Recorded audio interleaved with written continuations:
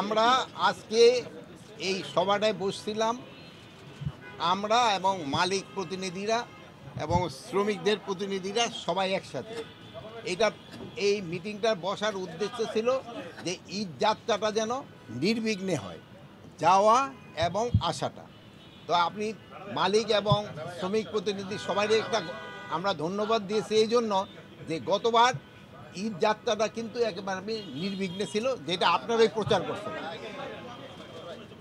আমরা এবার আশা করতেছি এবারও যেন ঈদের যাত্রাটা নির্বিঘ্নে হয়, এই জন্য তাদের আমরা অনুরোধ করছি। আর একটা, গতবার তারা যাওয়ার সময় যেই ভাড়াটা নির্ধারণ করেছিল ওই ভাড়াটাই নিছে, বাট ফেরার পথে অল্প কিছু জায়গায় তারা এই ভাড়াটা ঠিক মতো যেটা নেওয়া এটা নিতে পারে নাই।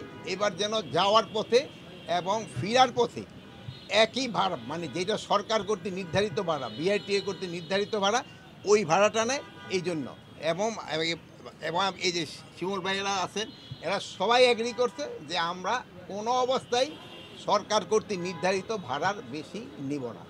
আর একটা আমরা তাদের অনুরোধ করছি যে আপনারা জানেন যে এই ইসের সময়, মৌসুমির সময় অনেক সময় ভালো ড্রাইভার না রেখে মানে যারা কম ট্রেনিং প্রাপ্ত এদেরও আপনারা তারা ইসে বাসে চালানো দিয়ে এইসব কিছু করতে গেলে অনেক সময় অ্যাক্সিডেন্টের একটা থাকে, এটা যেন তারা না করে, এই জন্য তারা বলছে যে আমরা এটাও করবো না।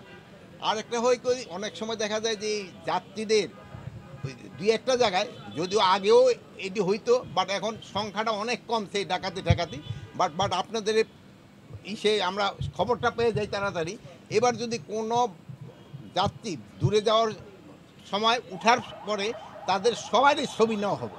অনেক সময় যাত্রী ছদ্মবেশে ডাকাত এরা কিন্তু বাসে উঠে পড়ে, এই জন্য সবারই ছবি নেওয়া হবে। এবং এই ছবিটা শুধু যেই সময় একেবারে লাস্ট, যেমন ধরেন আমিন বাজার থেকে আর তারা কোনো যাত্রী নেবে না, তা আমিন বাজারে ছবি উঠে বাসের দরজা তারা বন্ধ করে দেবে। কিন্তু কিছু কিছু লোকাল বাস আছে, যেমন ধরেন আমিন বাজারের পরে হয়তো আবার সাভার গিয়ে তাদের ছবি উঠাইতে যাত্রী উঠাইতে হবে, তা আমিন বাজারতে একবার ছবি উঠাই নেবে সবাই, প্লাস এই সাভারে যাওয়ার পরেও যেই সব নতুন যাত্রী উঠবে তাদেরও ছবিগুলি তারা উঠাবে, এই ছবিগুলি থাকবে। প্লাস আরেকটাও করা হয়েছে যে এখানে প্রতিটা বাসে 3 জন করে লোক থাকে, তো তারা যদি কোনো বাসে কোনো রকমের ঝামেলায় পড়ে, তারা কোনো প্রশাসনের নাম্বার থাকলে তাদের সাথে জানাই দিবে, অথবা মালিক বা কারো কাছে তারা এটা জানাই দিবে। এটা জানাই দেওয়ার সাথে সাথে তারা আমাদের মালিকের এখানে জানালে তারা আইন শৃঙ্খলা বাহিনীকে জানাই দিবে। এইটা হলে হয়তো আমরা কিছুটা পরিত্রাণ পাবো। আরেকটা হলো ফিটনেসবিহীন যেই গাড়ি রাস্তায় চলাচলের উপযোগী না, অনেক সময় ওই ভাইয়েরা করে নাকি একটু রং ঠং দিয়া কইরা ফেলায়, এবারে একটু রং ঠং দিয়ে করা যাবে না। ফিটনেসবিহীন গাড়ি কোনো অবস্থায় রাস্তায় চলতে দেওয়া হবে না। আর একটা হলো, যেহেতু ঈদের সময় ড্রাইভারদের একটু রেস্টেরও দরকার আছে। অনেক সময় তারা এক জায়গায় হয়তো রাজশাহী গেল, রাজশাহীতে আসার পরে আবার আরেকটা গাড়িতে উঠে যায়, এইটা যেন তারা না করে, ড্রাইভারদের জন্য একটা প্রপার রেস্ট দেয়, এগুলির জন্য বলা হয়েছে। এবং তাদের সাথে আমাদের খুব ফ্রুটফুল আলোচনা হয়েছে। এবং তারা আবার মাঝে মাঝে প্রায় 5টা জায়গায় ভাইয়েরা আবার মিটিং করবে, ওখানে আমাদেরও প্রতিনিধি থাকবে এবং ড্রাইভারদের এইগুলি ভালোভাবে বোঝানো হবে, মালিকদেরও বোঝানো হবে যারা এখানে আসেনি। এই ছিল আমাদের আজকে আলোচনা। ছবির কথা বললেন যে বাসে, এই ছবিটা কি বাসের যারা তারা সংরক্ষণ করে রাখবে তুলে, এটা কি এই প্রথম তো ছবিটা তারাই উঠাবে, ওই ছবিটা উঠে রাখলে ক্যামেরায় কিন্তু ছবিটা উঠে রাখবে, ওই ছবিটা যদি তারা আবার আইন শৃঙ্খলা বাহিনী দিয়ে দিতে পারে সাথে সাথে দিয়ে রেখে দেবে।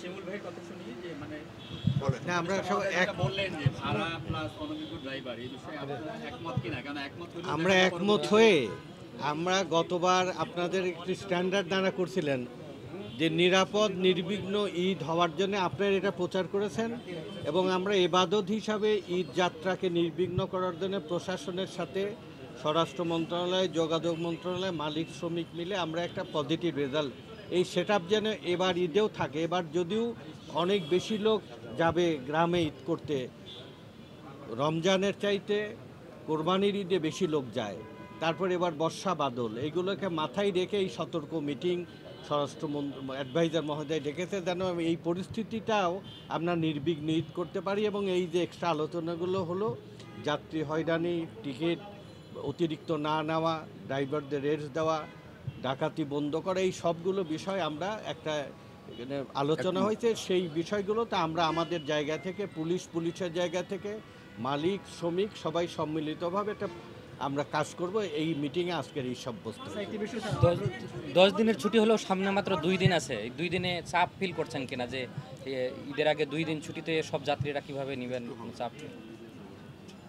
এটার ব্যাপারে এখানে আলোচনা হয়েছে যে আমাদের 3টি ওয়ে, সড়কপথ, রেলপথ, নৌপথ। বিশেষ করে গরু আসে যেটা নর্থ বেঙ্গল থেকে, এই জায়গা থেকে যমুনা সেতুর পাশাপাশি কাজিরহাট এবং আরিচা একটা মানে বিশেষ ফেরি ব্যবস্থা করা হয়েছে, যেন বিকল্পভাবে এই গাড়িগুলো এখানে চলে আসতে পারে, যাত্রীরাও এখানে যেতে পারে। অন্যান্য বিষয়গুলোতেও আমাদের টিম কাজ করতেছে সব জায়গায়, সতর্কতামূলক, সচেতনতামূলক। পুলিশকে বিশেষ দায়িত্ব দেওয়া হয়েছে, আমরা মালিক শ্রমিকরাও বিশেষ দায়িত্ব যে ডিসিশন হয়েছে সেগুলো অনুসরণ করলে। আর আমি মনে করি যে পুলিশ, সাংবাদিক এবং পরিবহন এই 3জন পথে থাকে, তারা একমত হলে যে কোনো পরিস্থিতি মোকাবেলা করা সম্ভব এবং ভালো ফল আসা সম্ভব। একটি বিষয়, আপনি যে কথাগুলো বললেন, ফিটনেসবিহীন গাড়ি, অতিরিক্ত ভাড়া দায় বন্ধ, প্রতি বছর ঈদের সময় আমরা এই ঘোষণাগুলো দেখি, কিন্তু শেষ পর্যন্ত এগুলো থাকে না। এটা মনিটরিং করার জন্য বা না মানলে কঠোর ব্যবস্থা নেওয়ার জন্য আপনাদের এই না মানার জন্য আমরা এবং ভাইয়েরা মিলে আমরা একটা কমিটি করে দিব, যারা এটা দেখভালটা করবে। আমি এটা উদাহরণ গতবার প্লিজ, ব্যবস্থা নিয়েছে। গতবার বাংলাদেশের 2টি বড় পরিবহন, হানিফ পরিবহন এবং শ্যামলী পরিবহনের বিরুদ্ধে জরিমানা করেছে। আপনারা দেখেন এই পরিবহন সেক্টরে একটা টু শব্দটি করতে দেয়নি। আর একটা বিষয় আপনি বললেন যে আমরা এই মুহূর্তে বাংলাদেশের, আপনারা নিজেও জানেন, স্বরাষ্ট্র উপদেষ্টা, যোগাযোগ উপদেষ্টা, আইজি বা আমরা যারা পরিবহন সেক্টরের এই মুহূর্তে কাজ করছি, আমরা কঠোর নির্দেশনা দিয়েছি। আমাদের লেভেল থেকে চাঁদাবাজিকে কঠোরভাবে দমন করার জন্য প্রশাসনের সব জায়গায় ওপেন ডিক্লারেশন আছে। এমনকি সাংবাদিকদের বলা হয়েছে এইরকম কোনো আপনারা বত্যয় দেখলে আমাদেরকেও বলতে পারবেন, পুলিশকে সাথে সাথে ব্যবস্থা নেওয়া। এবং আপনি এইটুকু আমি বলবো যে অতীতের যে কোনো সময়ের চাইতে একটু উন্নততর ব্যবস্থা আছে, এটা অব্যাহত রাখতে হবে। ছোট করে বিষয়, যদি বিএনপির পরিচয় ধরেন যে বিএনপির পরিচয়ে কেউ যদি চাঁদাবাজি করে, তো কঠোর ব্যবস্থা নেওয়া হবে, কোনো জায়গায় কোনোভাবে ছাড় দেওয়া হবে না, কোনোভাবে ছাড় দেওয়া হবে না। একই ব্যবস্থা হবে, কোনো চাঁদাবাজিকে অ্যালাউ করা হবে না, কোনো কাউকেও না, না মালিক, না শ্রমিক, না কোনো রাজনৈতিক দল, না পুলিশ, কোনো চাঁদাবাজি অ্যালাউ করা হবে না।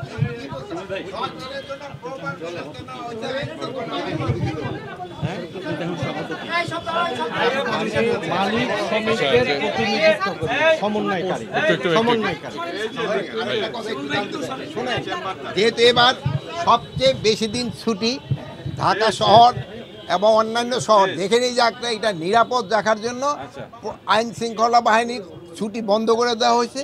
তারা পর্যাপ্ত সংখ্যা এখানে রয়ে গেছে, যেন কোনো জায়গায় কোনো ধরনের কোনো সমস্যা না হয়, এই বিষয়ে আমরা পুরোটা সজাগ আছি এবং আইন শৃঙ্খলা বাহিনী সজাগ আছে। আপনারা সবাই আশ্বস্ত করতে পারেন, তারা যেখানে যাক সব কিছু ভালোভাবে হবে। আপনি ভালো থাকেন। আল্লাহ। ছুটি বাতিল সমান শুধু ঢাকায়, মানে পুলিশের ছুটি কি বাতিল? একেবারে না, যাদের যে খুব জরুরি ছুটি ওইটা তো থাকবে, বাট অন্যান্য ছুটিগুলি সব জায়গার জন্য একই অবস্থা। ঈদের আগে ছুটি কম, না, ওদের আগে ছুটি কম, এই জন্য অনেক বেশি পরে অনেক যেটা বিবেচনা করতে হবে। আমি আর একটা জিনিস আবারও আপনাদেরকে বলছি, গতবার ঈদের যে একটা নির্বিঘ্ন যাতায়াত ব্যবস্থার জন্য মালিকরা গাড়ি প্রোভাইড করে, শ্রমিকরা চালায়, পুলিশ ডিউটি করে, তার চেয়ে বেশি ভূমিকা ছিল সাংবাদিকদের। আমি এইটুকু বলবো যে পথে থাকে সাংবাদিক, মালিক, শ্রমিক, পুলিশ। আমাদের মধ্যে যদি কোঅর্ডিনেশন থাকে, আমি এমনও মনে করি যে শ্রমিকদের রিপ্রেজেন্টেশন যেমন থাকে, মালিকদের থাকে, পুলিশের থাকে, সাংবাদিকদেরও প্রতিনিধিত্ব থাকবে। আমরা সর্বোপরি সবার জন্য আমরা নিরাপদ দেশ, আমরা একসাথে কাজ করলে যে কোনো খারাপ পরিস্থিতি মোকাবেলা করা সম্ভব। Thank you.